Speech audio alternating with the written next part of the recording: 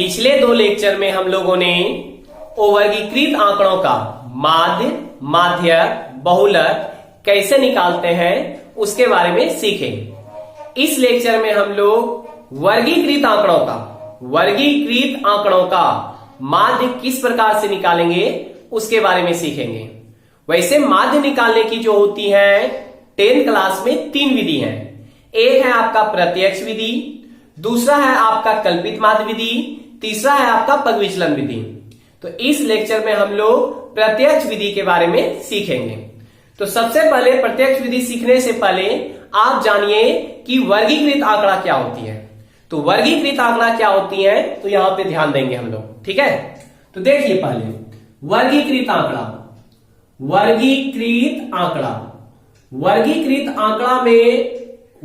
आंकड़ा की पहचान कैसे करेंगे।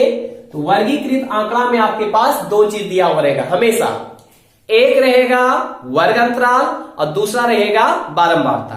जैसे देखिए यहां पे वर्ग अंतराल आपके पास दिया हुआ है, वर्ग अंतराल दिया हुआ है आपके पास, ठीक है। और इसके बाद रहेगा बारंबारता। बारंबारता का इंग्लिश होता है फ्रीक्वेंसी, इसीलिए हम लोग इसको एफ से डिनोट करते हैं, ठीक है। तो ये 2 चीज हमेशा सवाल में ध्यान दीजिएगा, हमेशा ये 2 चीज दिया हुआ रहेगा आपके पास, वर्ग अंतराल और बारंबारता। यदि कोई आंकड़ा जो है वर्ग अंतराल और बारंबारता में सजा हुआ है तो उसी को हम लोग कहते हैं वर्गीकृत आंकड़ा। और वर्गीकृत आंकड़ा में इस तरह का कोई डाटा तैयार किया हुआ नहीं रहता था, लेकिन वर्गीकृत आंकड़ा में क्या होगा आपके पास वर्ग अंतराल और बारंबारता दिया हुआ रहेगा।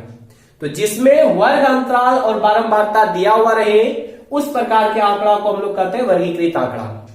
अब इसका माध्य कैसे निकालते हैं उसके बारे में सीखेंगे। तो मान लीजिए आपके पास वर्ग अंतराल दिया हुआ है 10 से 20, 20 से 30, 30 से 40, 40 से 50, 50 से 60, 60 से 70, 70 से 80, इतना दिया हुआ आपके पास, ठीक है।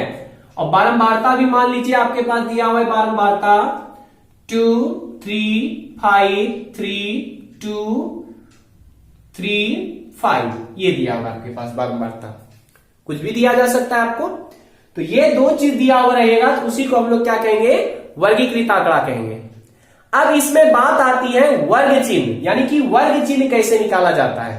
तो चलिए हम लोग पहले फॉर्मूला जान लेते हैं कि प्रत्यक्ष विधि द्वारा माध्य किस प्रकार से निकालते हैं, उसका फॉर्मूला क्या होता है। तो चलिए सीखते हैं हम लोग प्रत्यक्ष विधि। ध्यान दीजिएगा यहाँ पे, ध्यान दीजिएगा प्रत्यक्ष विधि। तो प्रत्यक्ष विधि में ध्यान देना है, यहां पे प्रत्यक्ष विधि में माध्य बराबर फॉर्मूला होता है, माध्य बराबर, और माध्य को हम लोग ऐसे दर्शाते हैं, एक्स दे के रेगड़िंग दे देंगे इसी को माध्य कहेंगे। तो माध्य बराबर फॉर्मूला होता है सिग्मा, इसको पढ़ते हैं सिग्मा एफ आई एक्स आई बटे सिग्मा एफ आई।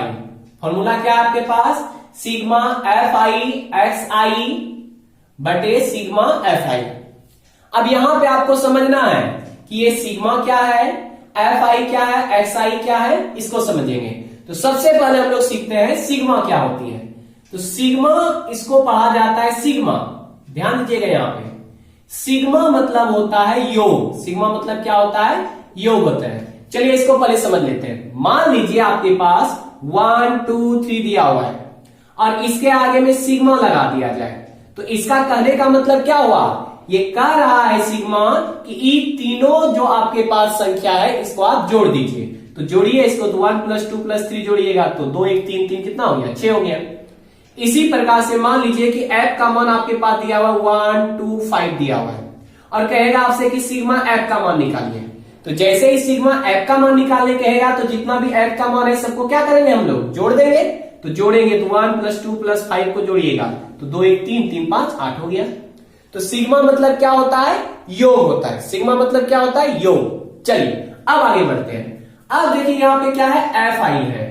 तो एफ आई मतलब क्या होता है बारंबारता होता है। एफ आई मतलब क्या होता है बारंबारता होता है। तो देखिए वैसे फ्रीक्वेंसी मतलब बारंबारता होता है, लेकिन यहां पे आई किस चीज को डिनोट करता है उसको समझते हैं। ध्यान दीजिएगा, जैसे एफ आई है तो आई के जगह पे 1 भी हो सकता है, 2 भी हो सकता है, 3 भी हो सकता है, 4 भी हो सकता है। तो यहां पे देखिएगा ये जो 1 2 3 4 है ये दर्शाता है 1 है अगर तो ये पहला बारंबारता को दर्शाता है। तो बताइए पहला बारंबारता क्या आपके पास 2 है, अब 2 है तो ये दूसरी बारंबारता दर्शाता है, अब 3 है तो ये तीसरी बारंबारता दर्शाता है, अब 4 है तो ये चौथी बारंबारता को दर्शाता है। इसी तरह से ये क्या होते जाएगा, बढ़ते जाएगा।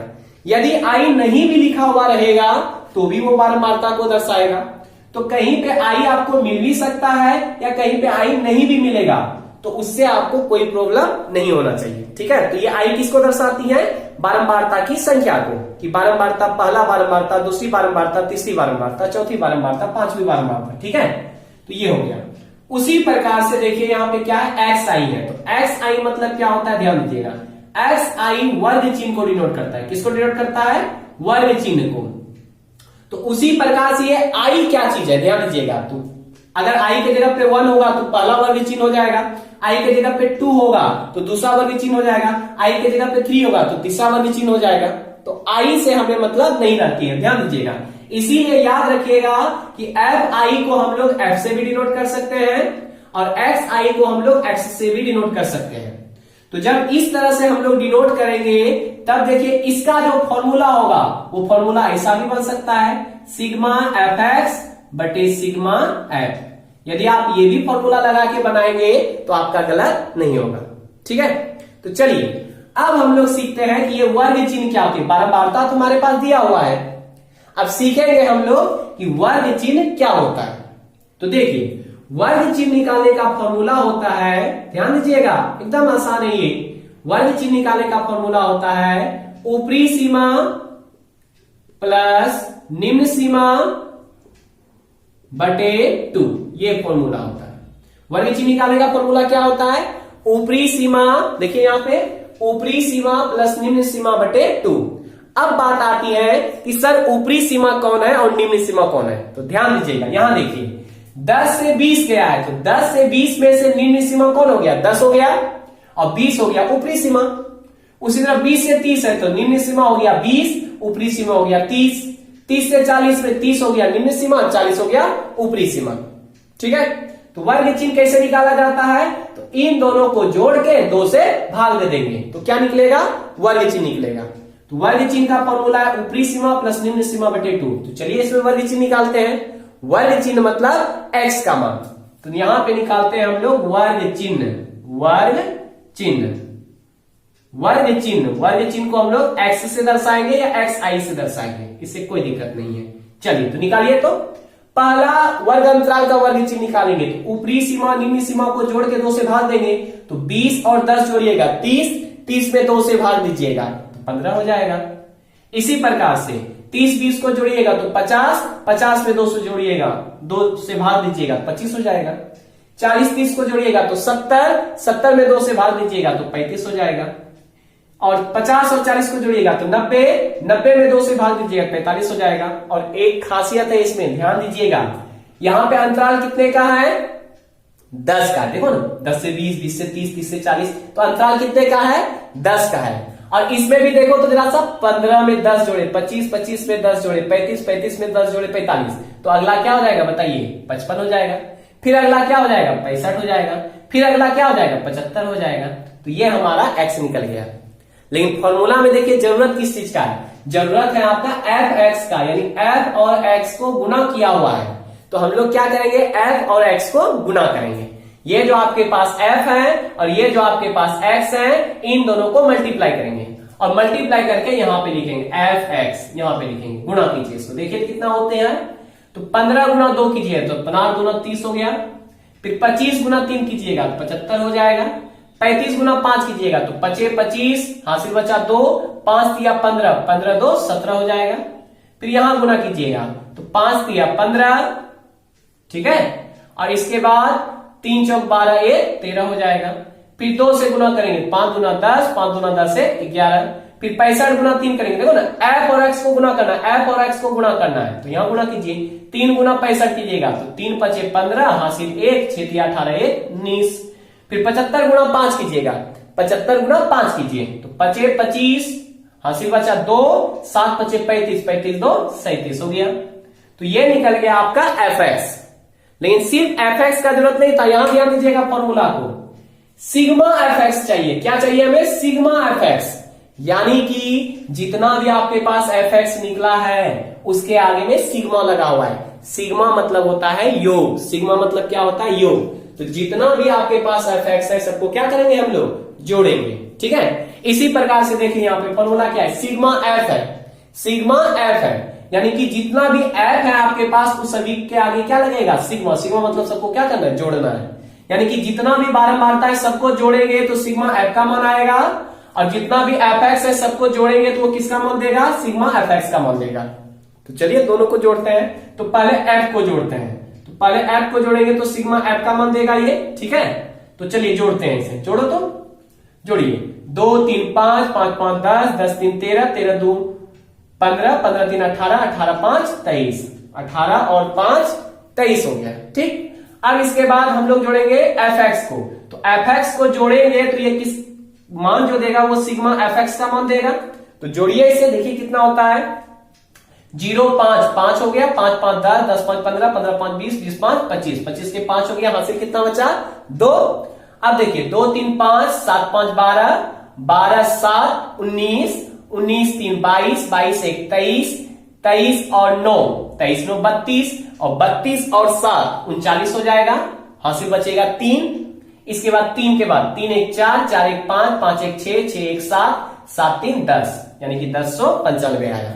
तो ये जो मान आया सिग्मा fx का मान आया, और ये जो मान आया सिग्मा f का मान आया। इसके बाद हम लोग फॉर्मूला लगा देंगे। तो फॉर्मूला क्या होता है? तो फॉर्मूला है, देखिए माध्य बराबर फॉर्मूला क्या है? सिग्मा fx बटे सिग्मा f। तो माध्य बराबर फॉर्मूला होता है आपके पास सिग्मा fx बटे सिग्मा f। ओके, अब इसका देखिए मान पुट कीजिए। तो सिग्मा fx का मान, तो सिग्मा fx का मान कितना आपके पास? 1095 है। सिग्मा f का मान कितना आपके पास? 23 है, ठीक है। अब इसमें 23 से इसमें भाग दे दीजिए, और दशमलव में कितना अंक तक खिलाना है? 2 अंक तक खिलाना है आपको, दशमलव के बाद 2 अंक तक खिलाना है। भाग दीजिए तो 23 से, चलिए हम लोग यहाँ पे भाग देते हैं। 23 से 1095 में भाग देते हैं, देखिए कितना आता है। तो 23 से खिलाइए इसमें, तो कितना बार में खाएगा? 5 बार में नहीं, 4 बार में खाएगा, 4 बार में खिलाइए।